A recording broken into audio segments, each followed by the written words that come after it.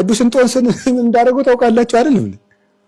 ተጋድሎ ለፍቶ በዝሙት ቢመጣ እምቢ አለው። መጀመሪያ ምንድነው ያደረገው? የዝሙት ሐሳብ አስመጣና አረ አግብቼ ልኖር እንጂ ምን ያደርጋለሁ ብሎ በአቱን ጥሎ ወጥቶ ሲሄድ ቅዱስ ሚካኤል መጥቶ ነው አረጋግቶ ቆይ አንድ እግሩን በአቱ ደጅ አንድ እግሩን ውስጥ አድርጎ ሊሄድ ጓዙን ጠቅሎ ወደ ከተማ ሲል አረ ቆይ ብሎ ቅዱስ ሚካኤል አረጋግቶ ሥርዓት አስተምሮ ጠገነው።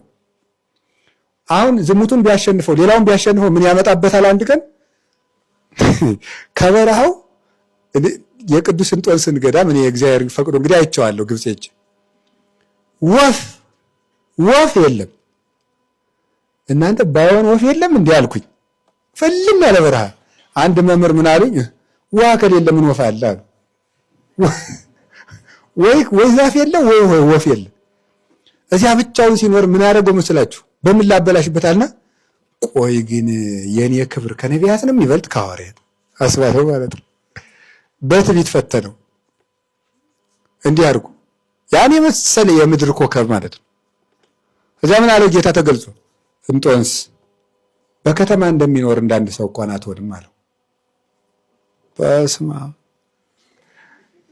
ዛፍ በሌለበት ውሃ በሌለበት የሚኖረው እንጦንስ፣ እንጀራ የማይበላው ቅዱስ እንጦንስ፣ ፈጣሪውን ሌት ተቀን የሚያስበው እንጦንስ አጋንንት መጥተው በድንጋይ ደብድበውት ምልጭ አድርገው ደብድበው አድቅቀው አንድ ቀን እዛ ከከተማው ራቅ ብሎ ከተቀመጠ ከመነነበት መጥተው በድንጋይ ምልጭ አድርገው ደብድበውት እዚያ በኋላ አንድ የሚጎበኘው ሰው ነበረ ወስዶ ቤተክርስቲያን ውስጥ አስገባው። ምዕመናን እንዲጸልዩለት ማለት ነው። ቢመጣ ወድቆ መነሳት አቅቶት ደብድበውት ቤተክርስቲያን ወስዶ ጸልየው ምዕመናን አይ ብለው ሄደው ከዚያ ምን አለ መሰላችሁ ቅዱስ እንጦንስ ምዕመናን እንዳይሰናከሉ ወስደው እዚያው ዋሻ ጣለኝ። ምክንያቱም ድኑ ሄደ እንዲሉ ምዕመናን ነው።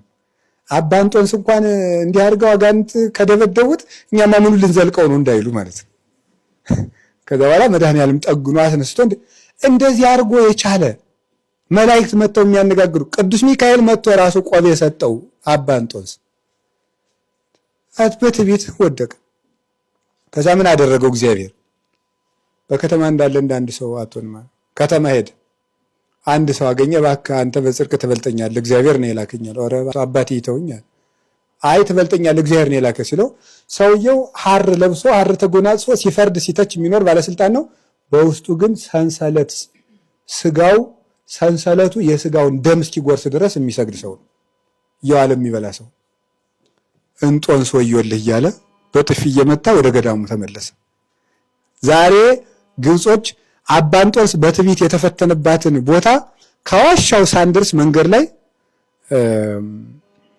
ሰርተውባታል በአት ነገር እና እንዲያው ከትዕቢት ሰውረኝ ብሎ ሰው ሁሉ አሁን እዚህ ማለት ደግሞ ይሄዳል ሰው። ስለዚህ አያችሁ የእግዚአብሔር ቤተሰቦች በመነኩሴውን ራሱ ሲቀመጥ ዙር ይለዋል።